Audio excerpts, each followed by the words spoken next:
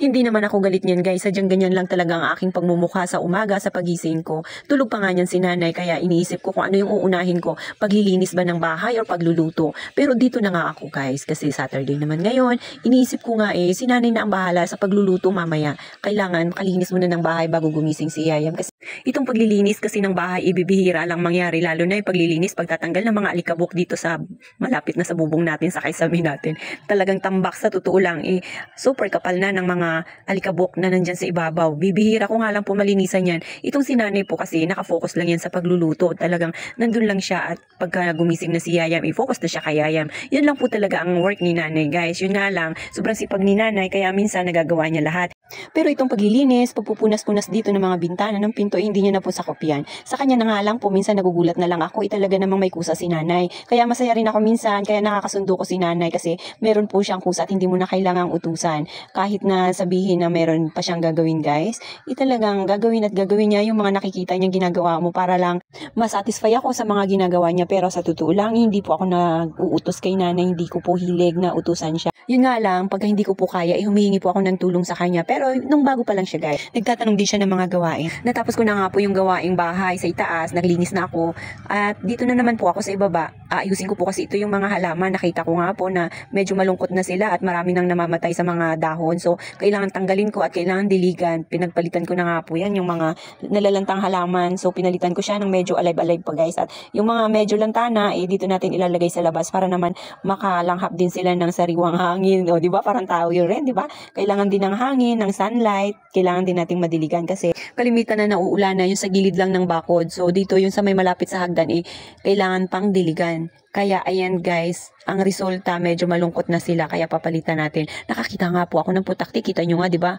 Ganito na yung mata ko, talagang malinaw pa rin, nakakita pa ako ng putakti guys. At nakita ko nga na nagliparan pa. Buti na nga lang hindi ako kinagat. Tapos yung mga halaman dito guys, yung mga lantern ko malapit sa kubo nakakandamatay at ang nabubuhay yung damo. So inaagaw nila guys yung nutrients ng halaman kaya sila na ang nakapwesto doon. Pansin nyo ba guys na medyo paus-paus pa ako niyan, kagigising ko nga lang pero ang boses ko talagang halatang mo na masama ang pakiramdam. Sa totoo lang guys, siguro sa pagpapawis-pawis ko, tapos hindi ako nakakapalit kaagad ng damit.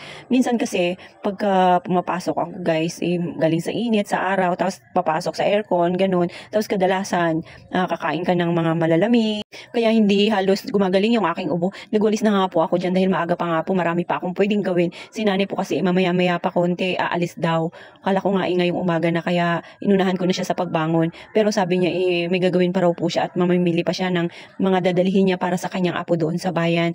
Kaya ayan guys, ako na ang naglinis dito sa baba. Alam niyo ba, takang-taka ako dito kahit na wala na mga aso na pumapasok.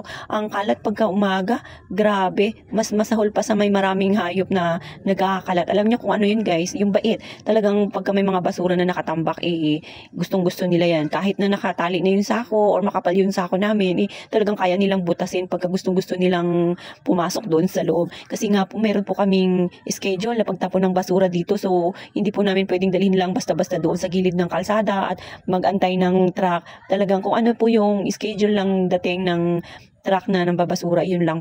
Nilinisan ko na nga rin po ito yung aming kubo na lagi naming tinatambayan. Kailangan po kasi laging malinis, lalo pa ngayon, weekend. So, baka buong maghapon na naman kami ditong tatambay. Habang naglilinis po ako dito sa ibaba, nagpakulo na po ako ng tubig para doon sa aming gagawing Fabcon. Kailangan po kasi mainit yung kumukulong tubig, yung paglalagyan natin ng flakes para pagka hinalo-halo natin, madali siyang matunaw. So, halo-haluin lang po yan hanggang matunaw. Pagka natunaw na po yan, Fabcon flakes, pwede na po lagyan ng tubig na malamig. Saka po natin hahaluin ulit at ilalagay natin yung isang bote ng premix na nilagyan din natin ng tubig na ni-shake natin. So, ganyan na magiging resulta. Habang pinapalamig ko nga po yung Fabcon na aking ginawa, lumabas lang po ako dito saglit sa talipapa para bumili ng aming almusal. Medyo tumatanghali na at mamaya konti, magigising na yung aking mga bossing. At umuwi rin po ako saglit guys. Pagdating ko sa bahay, lumabas na yung haring araw kaya inilabas ko na rin yung mga damit na aming sinampay or aming isasampay. At habang si nanay ibising-bisi pa rin doon sa itaas para sa pagluluto ng aming pagkain. Busy-busy rin ako dito sa gawain sa ibaba habang tulog pa nga yung dalawa, yung mag-ama guys. Ako marami akong naiisip na gagawin at nilabas ko na nga po ito lahat para matuyo na mamaya. Alam ko naman na mainit na at lalabas na yung haring araw. Talagang full blast na yan guys. Yan, dinamuhan ko na ito. Sabi ko sa inyo talagang marami akong naiisip pagka ganyan na walang nangiistorbo sa akin at medyo ginaganahan pa yung aking katawan sa pagtatrabaho. Magdadamo ako ngayon dahil nakikita ko nga medyo masarap na damuhin ito yung mga damong nagsisipagtaasan na dito sa malapit sa kubo namin. Sa ngayon, ito lang muna yung aking dadamuhan. Kasi nga, alam ko naman na hindi naman buong maghapon matutulog yung dalawa doon. Unti-unti lang. So, ayan, dito na. Sinimulan ko na dito, guys. Kasi baka mamaya, igapangan na naman kami ng ahas dito na galing dyan sa kung saan-saan. Talagang paborito nila itong tambayan, guys. Yung mga damuhan, yung mga damong nakatambak, yung mga basura, at yung iba minsan yung mga daga, diba?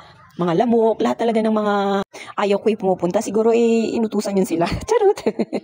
Alam nyo guys, every time na nililinis ko ito, yung place na ito, talagang naiisip ko yung mga pangarap ko guys na hindi ko alam kung kailan matutupad. Ang pangarap ko lang naman dito makapagpatayo ng mga paupahan. So, kailan pa kaya yun mangyayari guys? Antayin pa yung pagpanalo ko sa loto. Hindi nga pala ako nagtataya. Paano ko mananalo?